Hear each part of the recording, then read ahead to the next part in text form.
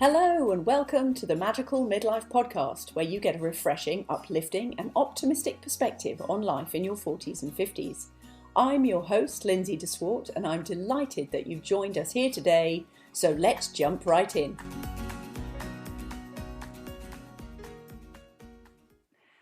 Hello, this is Lindsay de Swart and welcome to the Magical Midlife Podcast. And today I am very excited to welcome my guest, Mickey Eaves.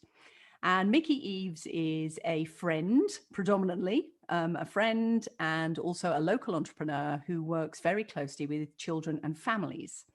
However, in true magical midlife style, Mickey has so much more going on than just business. And through all of this COVID time, and in fact, in the 10 years, I think that I've known Mickey, she brings so much positivity and optimism to life that I thought she was an absolute natural early guest for Magical Midlife Podcast. So welcome, Mickey. Thank you for being with us. Oh, thanks so much for having me. Cool. Now, I'm going to start many years before we met. Yeah. And then actually, I'll tell you what, why don't you, first of all, will you just tell us a little bit about you so we know kind of, who you are, just the most basic of who you are, what you do today, and then we're going to wind the clock right back and ask you all about the nitty gritty and everything before now. Sure. Okay. So to start off, I would say, without going straight to my labels, I am an eternal lover of dwelling in imagination and creativity and fun and joyful things in life. I am a mom of 3 kids that they're 23, 21, and 14. I am a wife. We have been together for almost 28 years. Like it's been like a crazy amount of time. Wow. And yeah, it's been a long time. I think that's about right.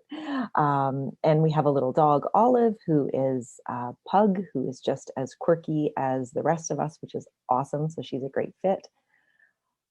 I work with, like you said, I work with kids and families and moms who are trying to find their footing again after they have recognized that their roles are not static. And you have to adapt along the way and allow yourself to grow with your kids. And become something new. You have to be reinventing yourself almost all of the time. Yeah. So it's growing with your kids, but it's growing beyond. Right. It's like, sorry, go ahead. I was just going to say, you're at the stage also where, your kids are fleeing the nest, and then it's about who am I? What do I want? So, we're in fairly similar positions based on that. Yeah. And the importance of identifying who you are and who you want to become outside of your roles and responsibilities is huge, because I think as moms, we forget that that's something that's going to happen. And if you don't work with that as it's happening, it becomes a huge blocker for your happiness. Yeah.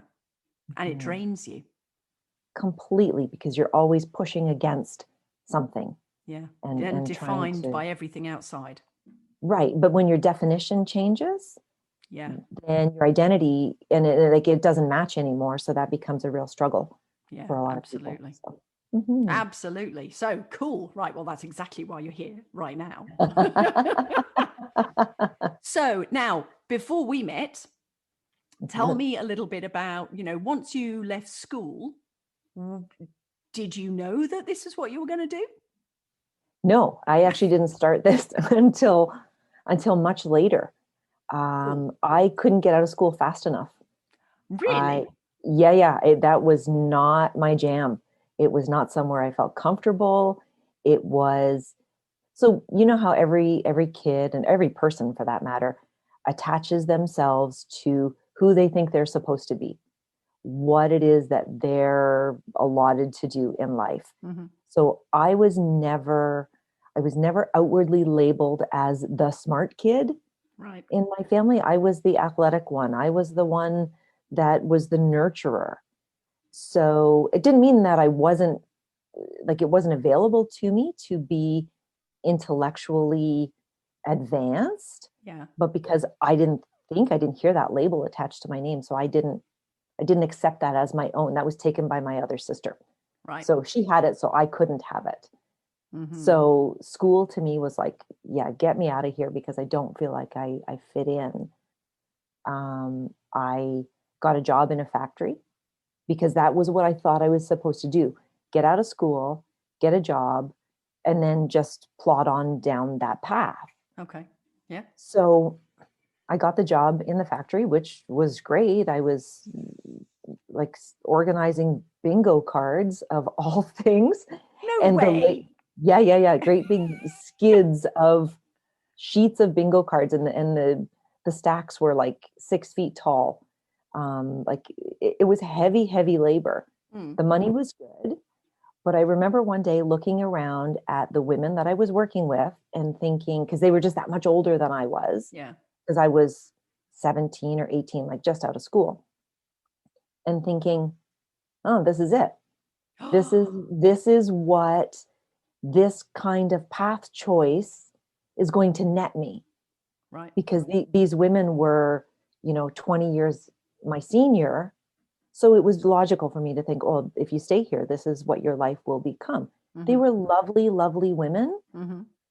but it was not a life that I was going to choose for myself. But I had to be there and I had to experience that Yeah. to recognize, hey, girl, you got to do more than just get yourself out of school and expect anything to happen. So that was a really big turning point for me. Yeah. Good for you. So yeah, so then I chose to go back to school because I wanted to be there, which was very different than I have to be there. Yeah. A whole different motivation. Completely different. And growing up on a farm, there wasn't really a whole lot of value Mm-hmm. placed in post-secondary school. Right. So it was a big mindset shift for me to understand that if you want more, you probably have to set yourself up to get more actively. Mm-hmm. It's not just a passive thing that shows up for you. Right. So I went back to school and I did aesthetics for 25 years. Yeah, Wow. yeah. So I had a couple of little shops, like locations where people could come to the brick and mortar shops. Yeah. Then when I had my first child, we moved the store, like the business moved home so that I could be there and not really take any kind of maternity leave. So I ended up doing that superwoman double duty where Mm-hmm. you're home with the kids plus running a business. So I Right. did that for a lot of years, Yeah. and it was great. It had some really good aspects to it, but there was always people in the house. You were always entertaining 2-year olds or whatever age they were at the time, plus trying to pay attention to your clients. And they Right. understood that Yeah. that's was the environment that they were coming in, which was great. Yeah. Um, the kids learned to be very social at a very, very young age, Mm-hmm. which was awesome. But again, there was a point where I was like, I really don't want to be rubbing people's feet for the rest of my life. Mm-hmm. Yeah. I want to do something that feels more soul filling for me. Right. Uh, and that's when things really started to shift. I was 32 Mm-hmm. and I had taken my kids to, I can't even remember what the event was, but on the way home, it was like a really heavy, overcast day. The humidity was super high, it was hot, and I got hit with a migraine. And I remember driving home thinking, how am I going to make it home? It was And the that bad. kids, it was so awful. Like I started to lose my vision. It was pretty heavy. Wow. And I got home, and this was not my first migraine. I was going to say, By is this the first time it happened? No, but this was the first time that it happened that I went, wait a minute. And I started to think about it very differently. Right. And I started to recognize that every time I got a migraine was when I was doing too much Mm-hmm. or letting myself go without for too long. Hmm. And I started questioning, what is this mind body connection thing that I'm hearing about so frequently? Right. And that was the moment that everything shifted and I got into this aspect of work that I do now. Very cool. Yeah. Now, were there any key people along the way that helped you? Because you said that you obviously had to go through the experience of working in the factory to go, this is not what I want. And then, of course, it was a very physical symptom that came up to go, this is not what I want. Were there any key people? Or was it very Um, much self-driven? yeah, at that point, because there were very, very few people who I knew that actually subscribed to that way of living, that whole mind body connection. So I felt like I was kind of in an arena by myself until I was in it for a little bit. And Right. then I could look around and I could recognize and see people, I guess Mm-hmm. because my energy shifted, then I Yeah. started having different conversations and I started surrounding myself with different people. You attract different people. It's true. Totally, totally. So so I don't know that there was, anyone in specific in that vein Right. that really helped propel, but it was just I guess, the encouragement um, from my sister or, people Mm-hmm. who were emotionally connected Right. and were supporting me and yes, do what you need to do to discover where is the resolution for this for you. Mm-hmm. And by you making those changes, because it sounds like you did those when the kids were still relatively young. Yeah, so I only had the girls then, and they were about 3 and 1 or 2 and 4, like that kind of, so they were little. Okay. So they Yeah, were really little. Okay. Because I was they were going to say, little. how did your change in path then affect the family? Oh, I think it was huge. Yeah. It was absolutely huge because the kids were then seeing their mom showing up in a different way. Mm-hmm. The food in the house started to shift from a lot of packaged processed foods to more holistic foods. Right. Languaging changed. Mm-hmm. We moved from, because I think my platform was a bit of a victim. Well, it wasn't even a bit of a victim. I was full on victim Oh. because Great self-admission. Well done. well, it's so true. I learned at a really early age that because I wasn't the smart one, Mm-hmm. then I would be the one who, oh, poor her. Let's give her a free pass. Right. I learned to be that kind of person. And I guess it worked to some capacity, Mm-hmm. but it only can get you so far. So, yeah, my whole languaging changed. And to this day, my older girls that are out doing their own thing now Yeah. will say to me that was one of the best experiences was to have an event come up and like my oldest daughter just said this to me the other day and she said, "You would say to me as a young child, well, what do you think? Well, Right. what do you think is the best way to handle this?" And give them the power of choice. And then, of Mm-hmm. course, you're going to support them and say, well, have you thought about this or have you thought about that? But it moved them from having victim as an option Yeah. to, well, where's your power? Yeah. What can you do? So, I look at them. My son is just in grade 9 now. So I'm sure he will demonstrate his own version of this as he moves along. But because they're that little bit older, I can look at them and I can compare where I was versus what I see them doing. And I think, wow, that it did work.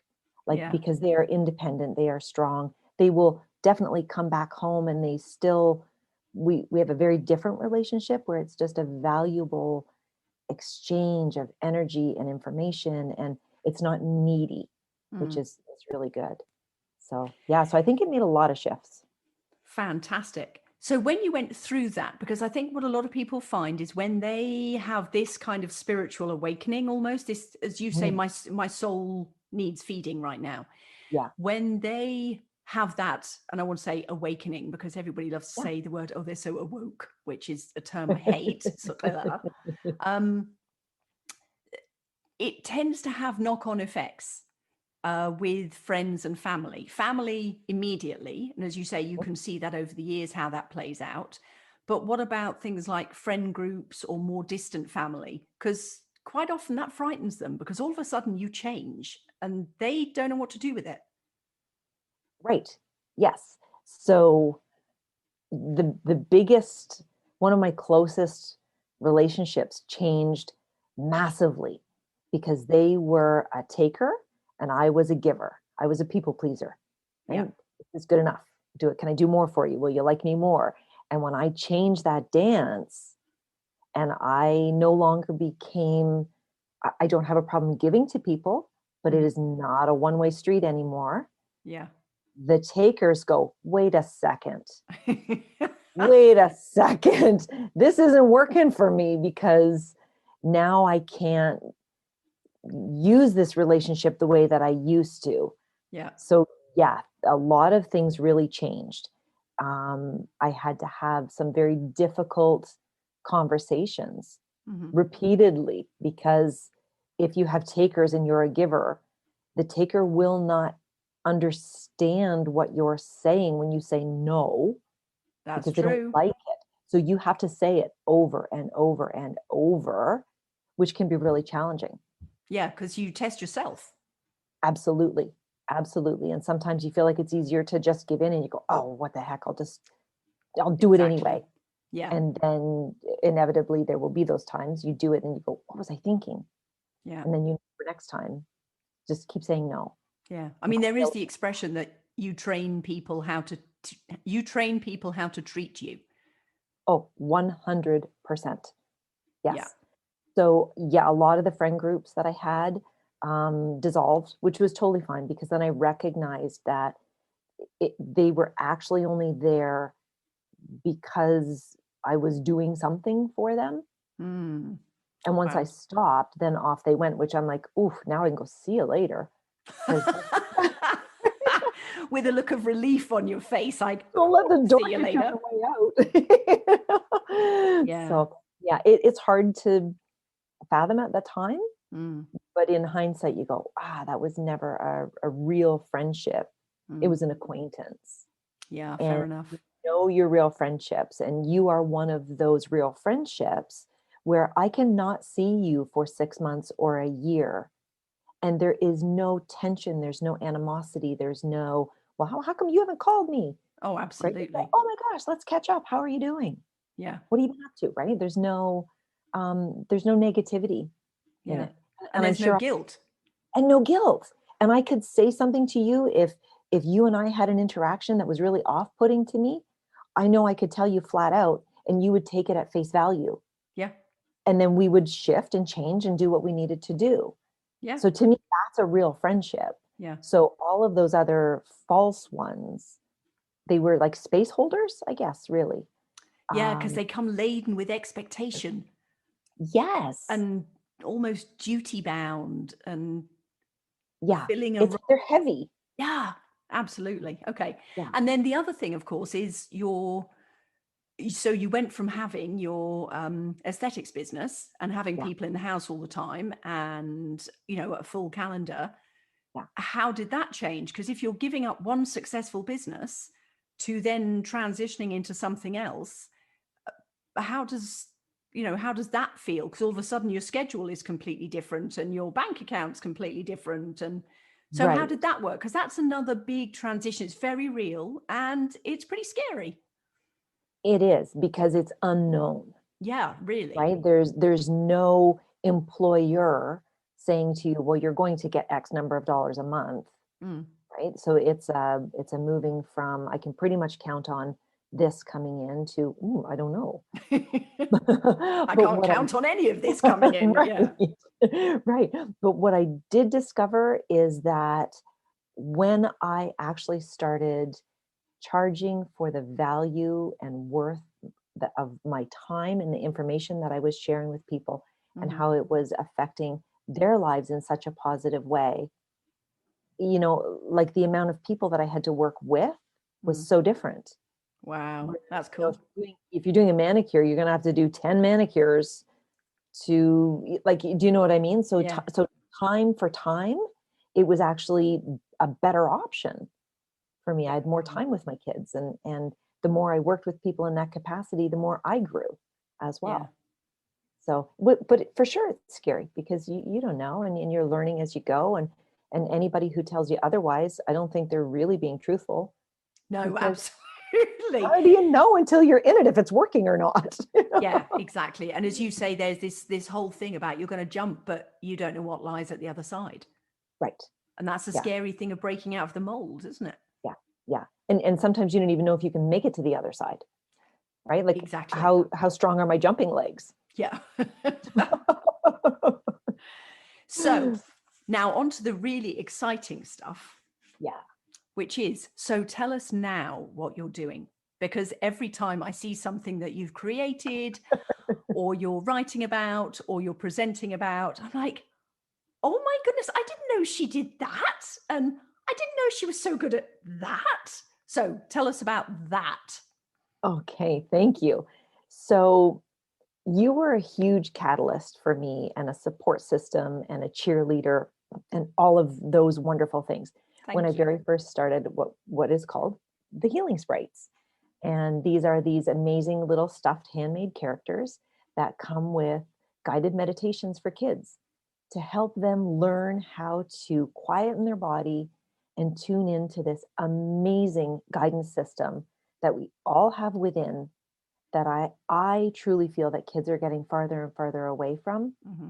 With all of the technology that's available to them, there is so little time now for kids to learn how to be bored, Yeah, how really. to, right, how to let their imagination wander off and create amazing things. They're being told what to think, and how to feel, and what their imagination should be doing. Mm-hmm. Everything is predetermined for them. So this is a really great way for kids to have a tactile thing to hold on to that is handmade, and it's filled with really good energy and love, and the kids can use their guided meditation to use that to tap into what's already there. Mm-hmm. So I have that, and knowing that a lot of families don't have either the financial resources or the time to come in and have one-on-one coaching, Mm-hmm. I have video programs for families called the Mindfulness Matters program, where there is content in there for everyone from the grandparents down to the 2-year-olds and the family as a whole unit. So there's that. I wrote my book, Coming into Balance. It came out in November of 2019, which was a huge deal for me. Oh my goodness. And perfect timing, just as the world was going belly up. Yeah, So what's yeah. the book about? So this is a self-help book Mm-hmm. that gives you so many different ways to explore where are you now, emotionally, mentally, physically. Where do you want to be? Because some people don't even know what that is. Yeah, for sure. And it's about creating this non-judgmental, no criticism, free zone to really take a heartfelt look at where am I? How did I get here? Mm-hmm. Right? Without putting blame on anybody else. It's because you are where you are. And so let's start from there. But maybe take a look back and go, who was your role model? Mm-hmm. Who modeled how to look after finances? Who modeled what does a healthy body look like? What does a healthy relationship look like? What does your self-talk sound like? Who modeled all of that? And do you want to continue with that, or would you like to try something different? So it's steps to really take a good look at where you are. What do you want to shift? What can you let go of? What can you start envisioning for yourself? And let's get you there. So Very it's a cool. it's a workbook, plus it's um, reflective and forward thinking, and it's all kinds of stuff. It's really great. Now, is that available online? Is that downloadable? That one's available on Amazon, actually. So Oh, it's fantastic. an Cool. in-print book, Okay. where I actually want you to write in it, use it as your daily log of what is going on for you, so that you can even look back and go, look how far I've come. Yeah. Because sometimes we don't recognize, because it is our new normal. Yeah. We don't even like that term, but we get so accustomed to what things feel like that you forget how far Yeah. you've actually come. You really do.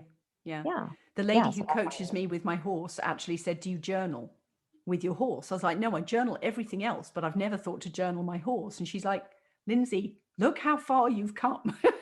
I went, why would I not journal my horse? Of course, for oh, goodness see, I would have sakes. said my horse can't hold the pencil. Yeah. Nice one. And then just this morning, when I was sitting down to do stuff, I was like, oh my goodness, that journal. I better fill in that journal. Yes. Yeah. But it's So so I did that. true, right? Every Yeah. day you do something, and there's definitely going to be improvement, Yeah. change of some sort. And you need to have something that you can gauge. Are you slipping backwards into old patterns that just feel gross? Or Yeah, are you letting yourself exactly. move forward? Because it's Without easy judgment. to, I was going to say, it's so easy to slip back because Yes. those sort of habits are very well worn grooves, Yes, they are. but it They doesn't mean they're fun absolutely to are. be in. Right. Yet we spend a lot of time there because it's familiar, Absolutely. Yeah, it's right? familiar. Familiar. Yeah. You're so And right. familiar, I speak to this in the book, familiar masks itself as comfortable. Yes, And it's not absolutely. comfortable, it's just predictable. Yeah, absolutely. So, Now, I don't know if you'd be happy to share. Would you be happy to share my favorite story about your healing sprites, about the little boy that you met in class? Because I yeah. just think that is such a powerful story. Yeah, this story is that moment is imprinted on my heart It's imprinted on my forever. heart. I wasn't even there. Oh, yeah. So I was at an elementary school, and I Mhm. was in the library doing workshops with little kids all day long. And the recess bell had rung, so the kids were all going out to recess. And the librarian came over to me, and I had the healing sprites there just as a story starter. And she said to me, "Well, what are those things?" So I explained it to her, and she said, there's a little one in the community classroom. And she said, I think he would really benefit from this. Would you be open to coming and sharing, and we'll just see how it goes? Absolutely. She said, now just bear in mind, he is nonverbal. He has had some pretty big trauma. He doesn't like to make eye contact, and he doesn't show emotion. So I'm like, okay, cool. Mhm. So off we go into the room, and he's sitting on the mat, and he's playing with like Duplo blocks, and the teacher sits down with me, the librarian, me, and I've got the healing sprite on my lap, and I'm just sitting beside him. And she says, I'll just call him John. That's not his name, but I'll call him John. Mhm. She says, John, this is Mickey, and she has something that she wants to share with you.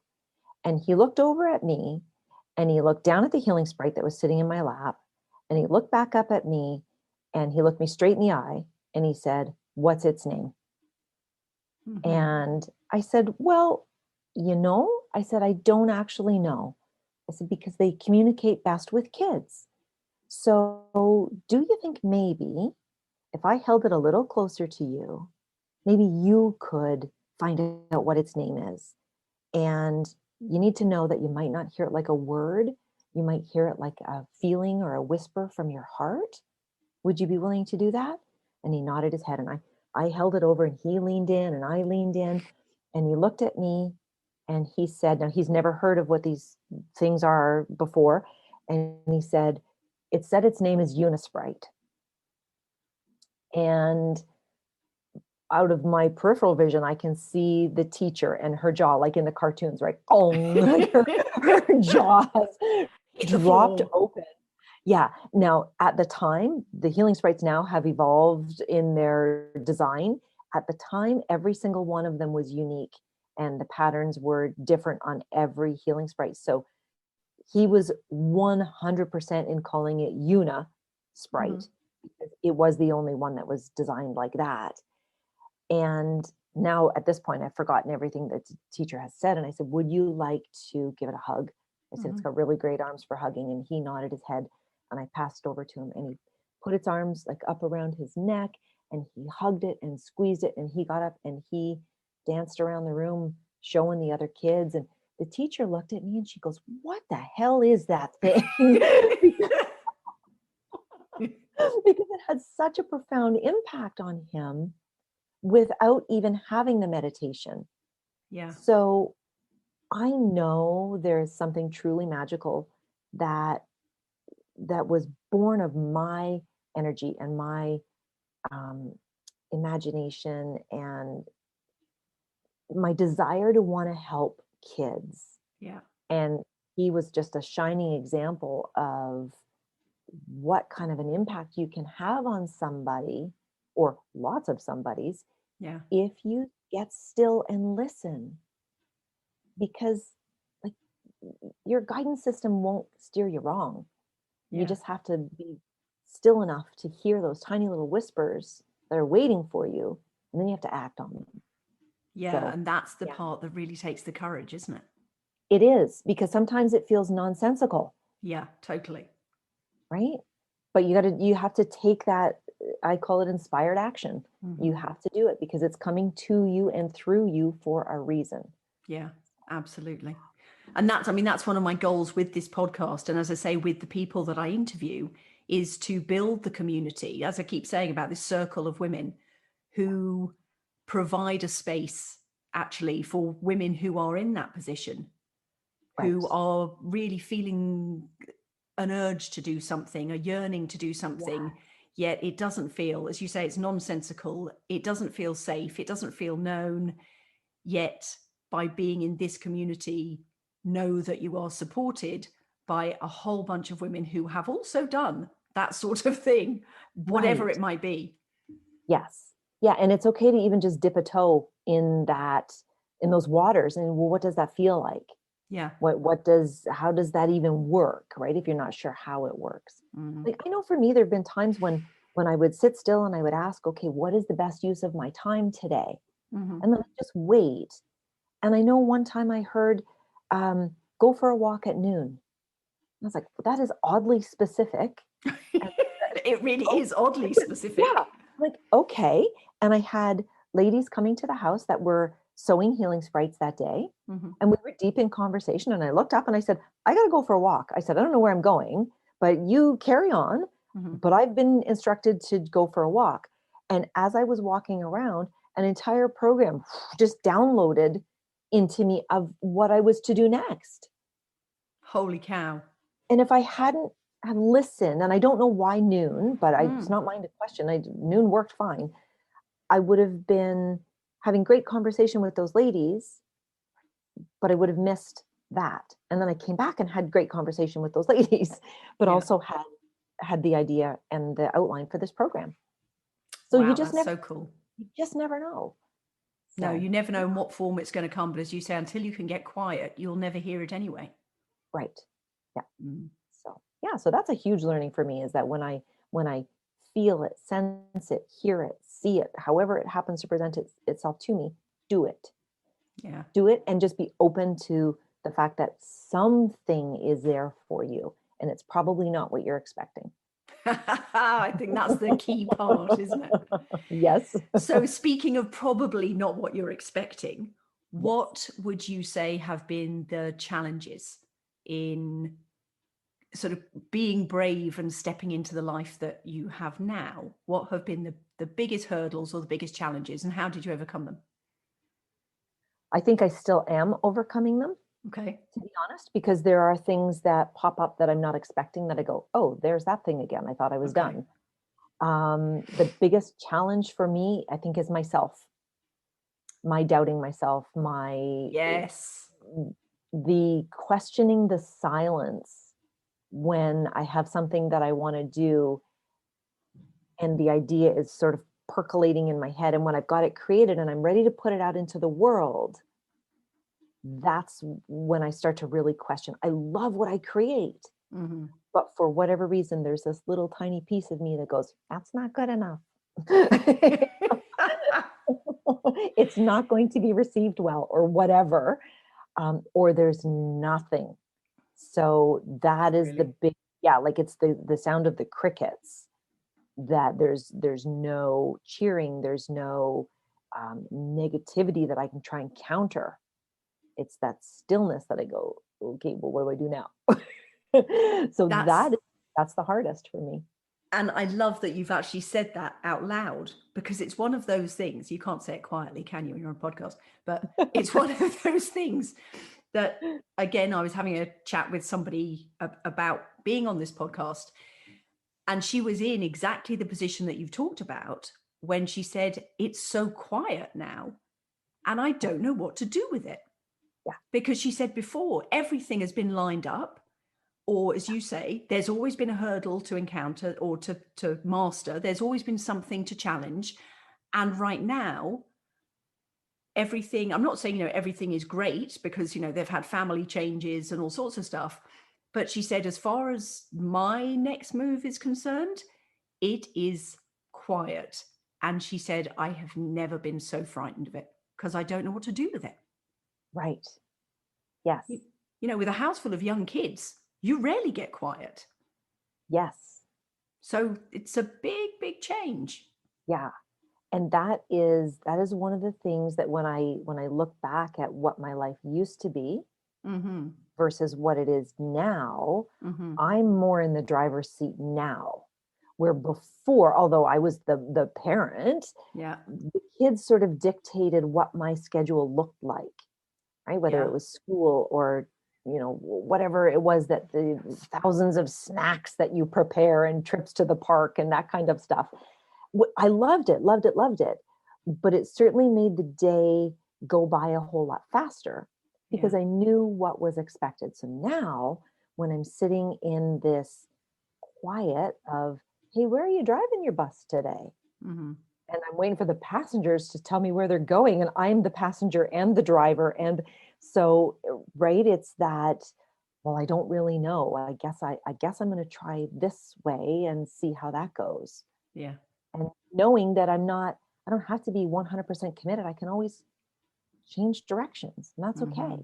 And if I choose to go one way and it doesn't work so well, there's probably something there that I needed to learn, or a person I needed to meet, or a piece of information I needed to garner, whatever it is, and then come back to, okay, well, where are we going now? Okay. So I don't think there's any wrong turns. I Yeah. think it's just the making a choice. Yeah, Go with it. absolutely. Yeah. So the analogy of the bus and being the driver and the passenger and all the rest of it, I've actually just recommended this book and I've taken it off my shelf and dropped it in it with a client. And it's called The Energy Bus by John Gordon. Okay. And the only reason I mention that is because it is such a powerful analogy for you. Say at one point you're the passenger, at one point you're the driver, and some days you're both. Yes. And that's pretty Yes. tough. Yes. And you know, it's so funny because I just remember this now. I used to say to my husband all the time, I'm going to be a bus driver one day. Because I thought that's what but here I am. I am driving this bus. Fantastic. Okay, so what are the things that you still want to do? Because of course we're still young. Yes. Oh, yes, yes. I am young enough and wise enough and still crazy enough to set some really big, giant goals that I'm going to achieve. I like that. So my next big goal is to have a kids television show. Yeah. So The I'm starting with a best. YouTube channel. I can't wait. This is I one of can't those wait. things that I can't not do, right? Like I'm Very thinking cool. about it all the time. Mhm. So I know that's the right place for me to be. I want it to be, or it already is. I'm going to say that it's just not in production yet. Because it Across, is actually taking steps already, isn't it? yes, There it are is. steps happening that make it real. Yes, absolutely. So And exciting. I'm defining it and growing it, and it's shifting and changing in my body, you know, while it's coming into fruition. Mm-hmm. It's going to be a cross between Mr. Rogers, which is that beautiful, soul-centered kindness Mm-hmm. sort of platform, and Carol Burnett, who is quirky and fun and live and Mm-hmm. you're rolling with the mistakes that happen and laughing out loud and being really okay with who you are. Right. And it will be a place where, you know, when your kids were little, there were some TV shows that you'd put on and you'd go, oh, that theme song I can't get out of my head, and you're not endeared to the characters, but the kids want to watch it, kind of Yeah. thing. And then there are some shows where you're both drawn in.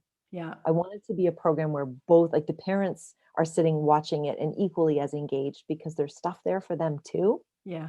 So it will be a platform where there are real people, which will be me, and it's going to be called Nikki and the Healing Sprites, and it takes place on a farm. where there's some kind of event that happens, whether it's a visitor or there's an issue with like muffin making going crazy or something. And there'll be a moment where I go, oh, that reminds me of a time on the Healing Sprites farm when, and then it goes to the animated version and then comes back with the learning from the fun animated show Yeah. to, oh yeah, that's what happened there. I think I can apply this. And then you move forward with some kind of mindful direction of how to really use your own energy and your thought processes and all of those kinds of things. Oh my goodness. Well, we're going to watch this space for that. Yes.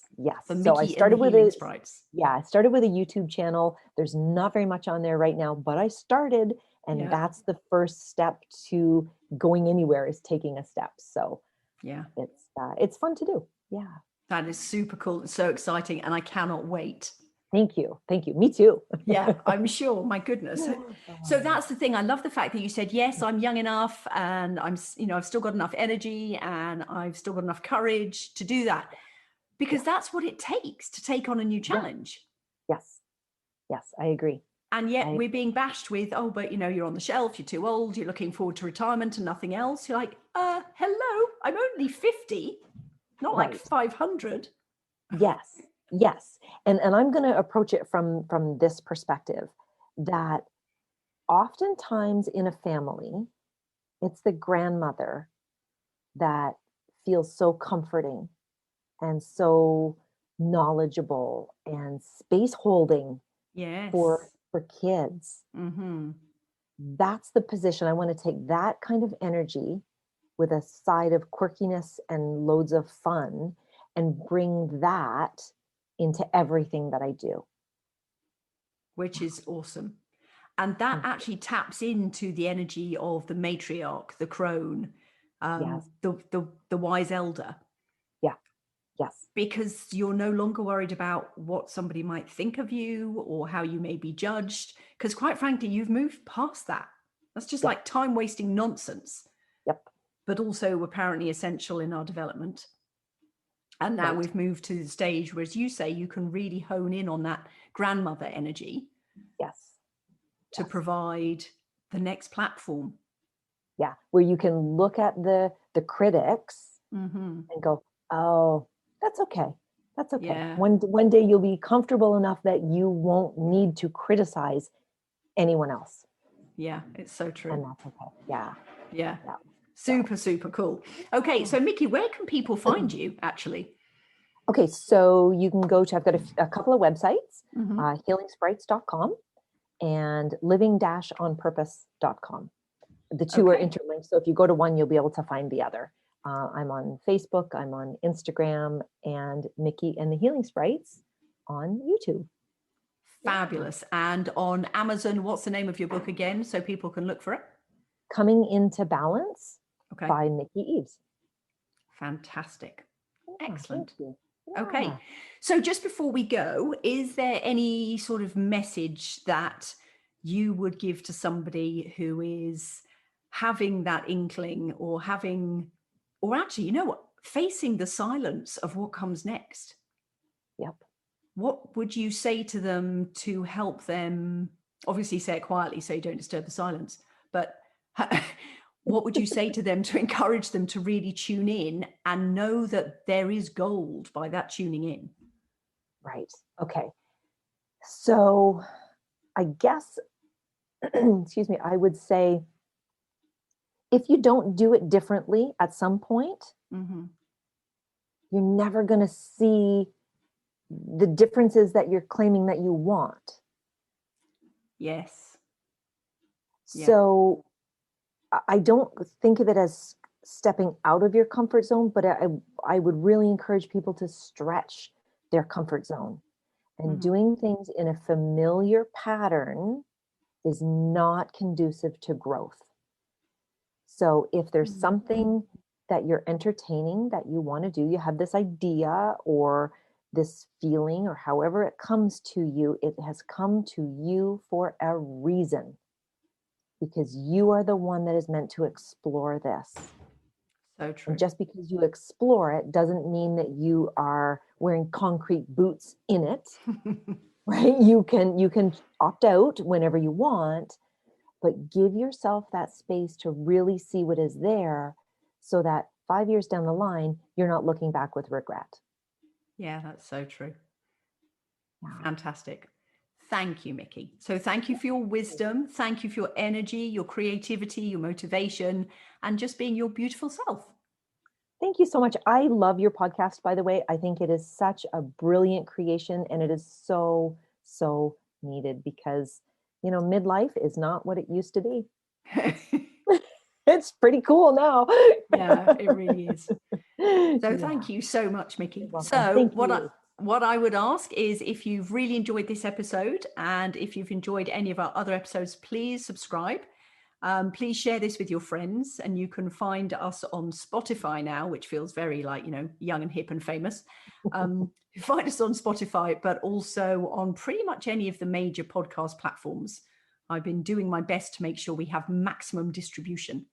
And please check out Mickey's websites and maybe go to Amazon and check out her On Purpose book. Coming Into Balance book. Coming Into Balance. I'm sorry, the On Purpose is the that's website. okay. Coming Into Balance. Okay, it gives me a chance to say it again for you. Coming Into Balance on Amazon. Go and check that out. And I really hope that you've enjoyed this episode and that you will join us on future episodes. And thank you again, Mickey. Thank you. This has been awesome. Take care. Bye.